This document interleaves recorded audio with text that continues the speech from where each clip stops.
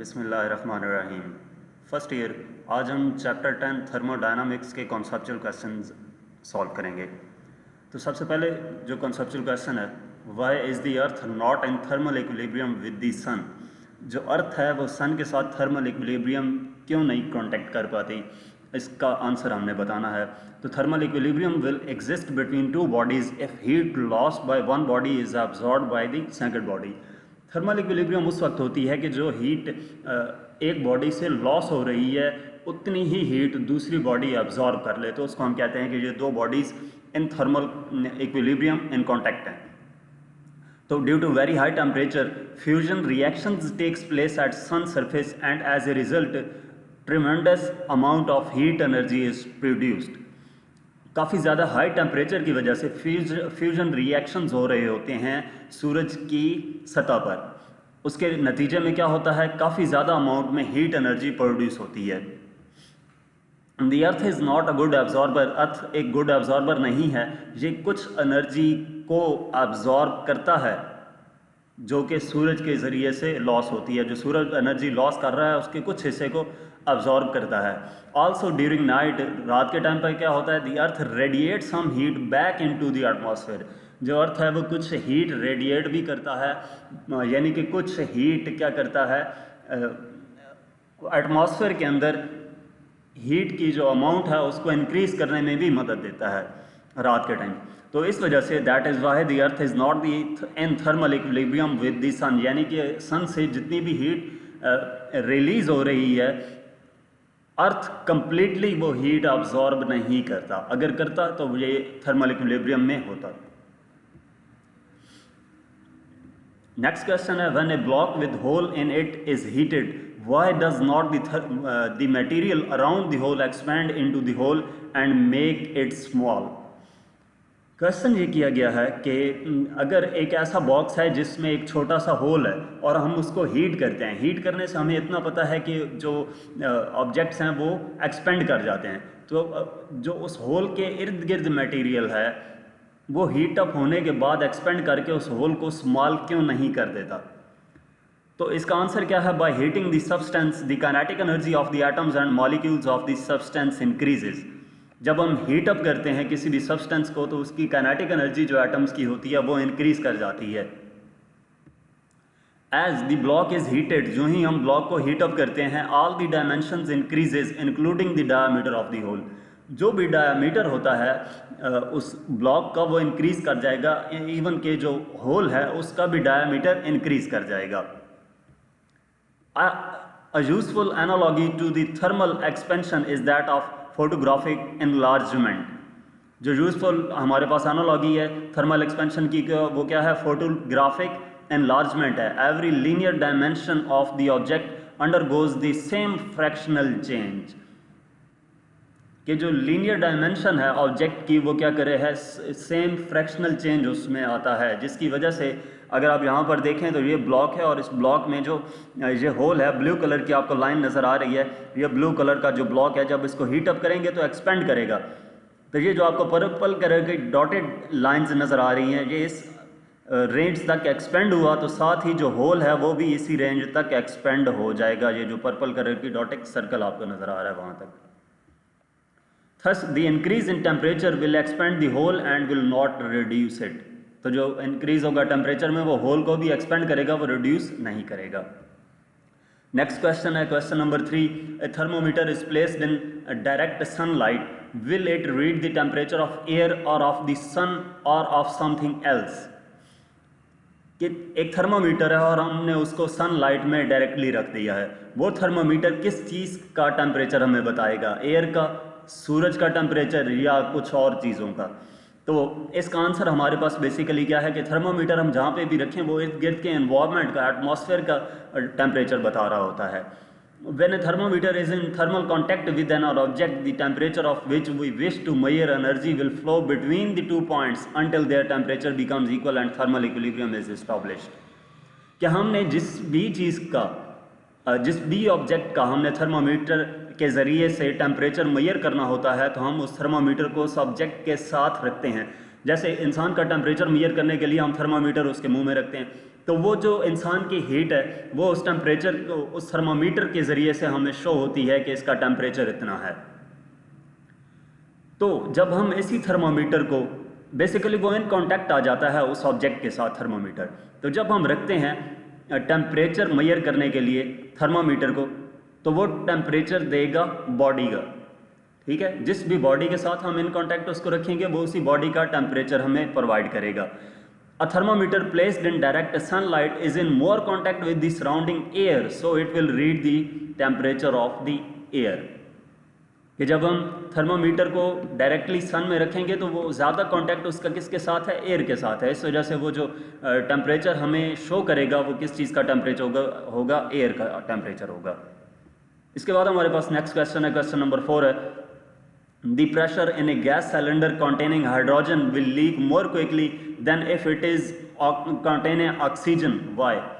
Pressure जो gas cylinder का है जिसमें हाइड्रोजन है, will leak more quickly, वो हाइड्रोजन ज़्यादा क्विकली लीक कर जाती है अगर उसी में ऑक्सीजन हो। यानी कि एक सिलेंडर में ऑक्सीजन है और एक में हाइड्रोजन है, तो दोनों लीक हो रहे हैं, तो हाइड्रोजन ज़्यादा जल्दी लीक कर जाती है ऑक्सीजन की निस्बत। इसकी रीज़न क्या है? तो according to Graham's law of diffusion, the rate of diffusion of a certain gas is inversely proportional to its molecular mass and density. Graham's law के मुताबिक, जो ग्राम्स लॉ ऑफ डिफ्यूजन है उसके मुताबिक जो रेट ऑफ डिफ्यूजन होता है किसी भी गैस का, वो इनवर्सली प्रोपोर्शनल होता है मॉलिक्यूलर मास और डेंसिटी के। Hydrogen molecule is very small, जो हाइड्रोजन मॉलिक्यूल है वो बहुत छोटा होता है as compare to oxygen molecule. Oxygen molecules की निस्बत जो हाइड्रोजन मॉलिक्यूल्स हैं वो बहुत स्मॉल होते हैं। Molecular mass of hydrogen is 2 AMU while that of oxygen is 32 AMU। जो हाइड्रोजन का मॉलिक्यूलर मास है वो 2 AMU है, जबकि ऑक्सीजन का 32 AMU है। Also density of hydrogen is less then oxygen, और इसी तरह जो डेंसिटी है हाइड्रोजन की वो भी ऑक्सीजन की निस्बत कम है। यही वो रीज़न है कि at same temperature the average velocity of hydrogen molecules will be greater than oxygen molecules. तो जो टेम्परेचर है, सेम टेम्परेचर पे जो एवरेज वेलोसिटी है हाइड्रोजन मॉलिक्यूल्स की वो ग्रेटर होगी ऑक्सीजन मॉलिक्यूल्स की निस्बत।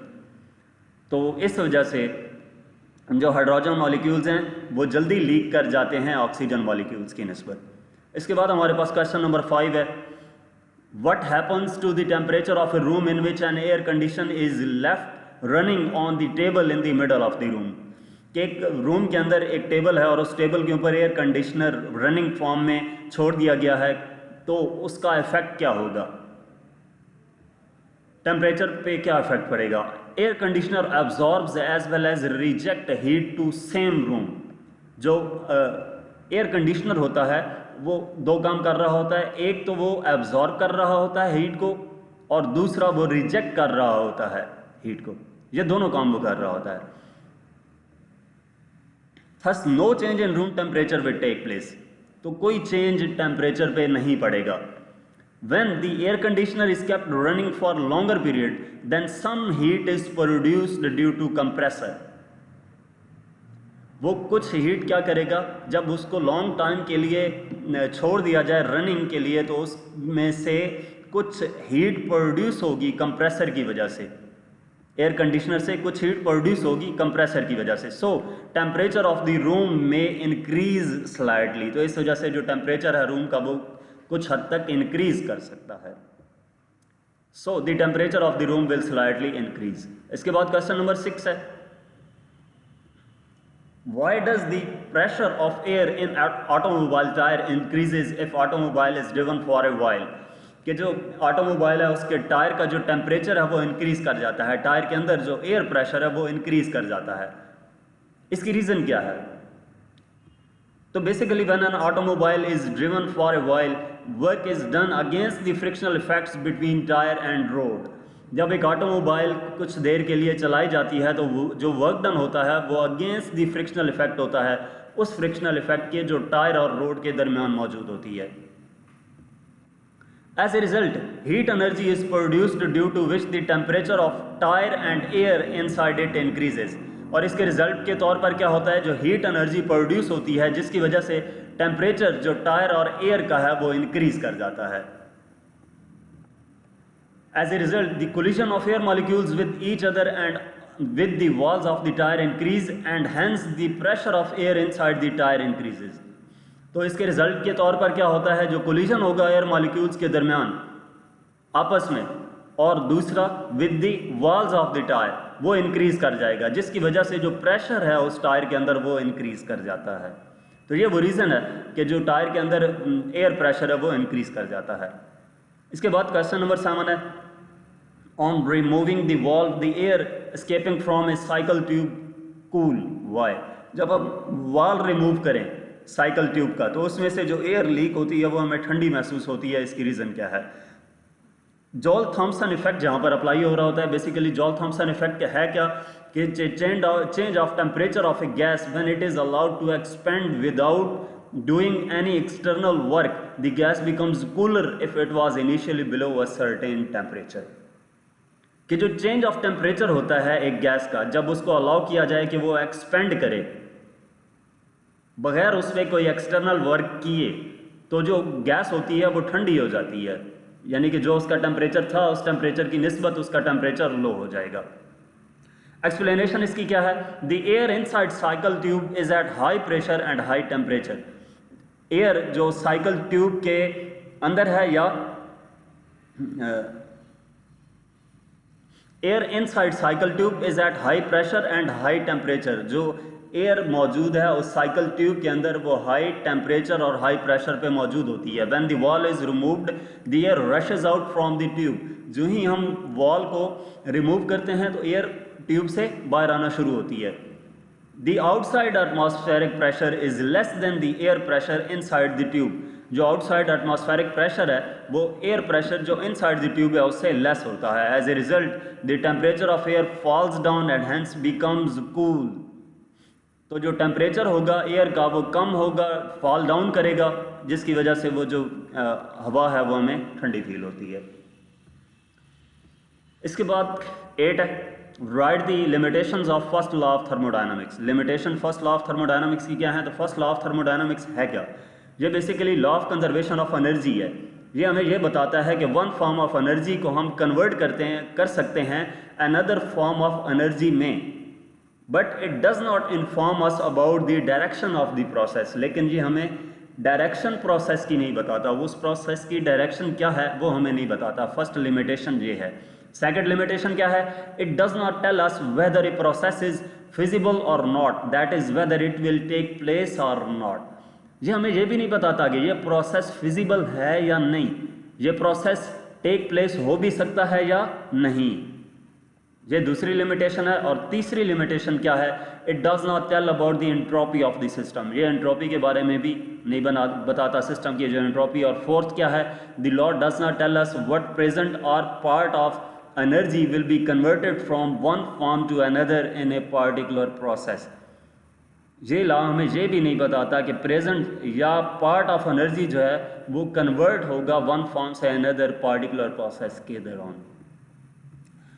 इसके बाद प्रॉब्लम नंबर जो क्वेश्चन नंबर 9 है, conceptual question, is it possible according to the second law of thermodynamics to construct a heat engine that is free from thermal pollution. कि क्या ऐसा पॉसिबल है कि हम एक ऐसा हीट इंजन बना लें जो फ्री फ्रॉम थर्मल पॉल्यूशन हो? तो ऐसा पॉसिबल नहीं है।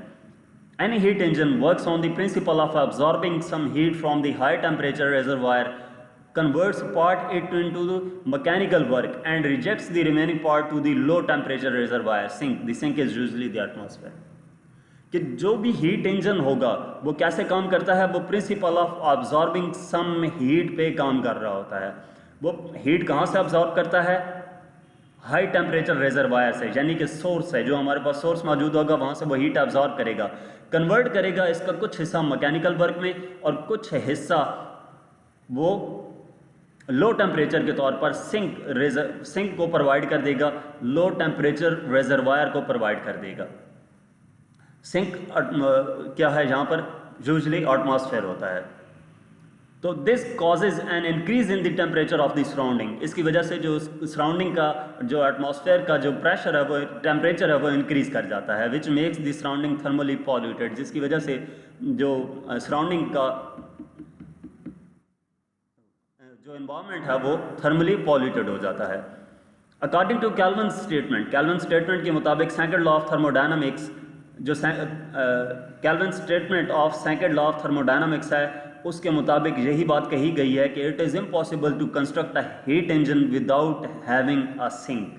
ऐसा पॉसिबल ही नहीं है कि हम कोई ऐसा हीट इंजन बना सकें कि जो सिंक के बगैर काम करे। तो इसका मतलब क्या हुआ, हीट इंजन जो कि फ्री फ्रॉम थर्मल पॉल्यूशन हो, इम्पॉसिबल है कि वो कंस्ट्रक्ट किया जा सके। इसके बाद हमारे पास क्वेश्चन नंबर 10 है, can specific heat of gas be zero or infinity, can specific heat be negative. Specific heat gas की जीरो या इन्फिनिटी हो सकती है या वो नेगेटिव हो सकती है। तो बेसिकली स्पेसिफिक हीट का प्रोसेस जो है वो डिपेंडेंट होता है एंड नॉट अ यूनिक और single value property of substance. It may be positive, negative, zero और इवन इन्फिनिटी। जो स्पेसिफिक हीट कैपेसिटी है उसका फार्मूला हमारे पास क्या होता है, C equal to delta Q over M delta T। तो हम इसमें क्या करते हैं, if heat provided to the gas is zero, अगर हम हीट नहीं प्रोवाइड कर रहे तो डेल्टा क्यू की जगह पर जीरो पुट करते हैं तो ये हमारे पास स्पेसिफिक हीट कैपेसिटी जीरो आ जाती है। दूसरे नंबर पर हम सपोज करते हैं कि टेम्परेचर है, फॉल ऑफ टेम्परेचर वो रेज करता है in temperature are equal, fall of temperature and raise in temperature are equal, यानी कि जो फॉल कर रहा है टेम्परेचर और रेज कर रहा है ये दोनों इक्वल हैं। तो डेल्टा टी यहाँ पर जीरो होगा, जब डेल्टा टी को हम जीरो पुट करते हैं तो यहाँ पर स्पेसिफिक हीट कैपेसिटी इन्फिनिटी आ गई।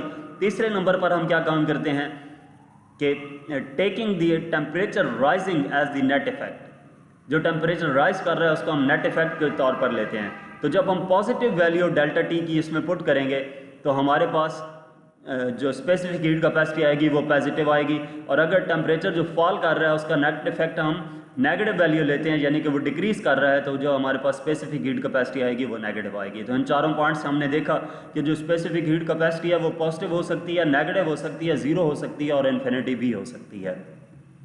इसके बाद हमारे पास क्वेश्चन नंबर 11 है, last conceptual question. An inventor claims to have developed a heat engine working between 27 degree centigrade and 227 degree centigrade having an efficiency of 45%. Is the claim valid? Why? यानी कि जो inventor है वो ये claim करता है कि उसने एक ऐसा हीट इंजन बनाया है जो 27 डिग्री सेंटीग्रेड से 227 डिग्री सेंटीग्रेड के दरमियान काम करता है और उसकी जो एफिशिएंसी है वो 45% है।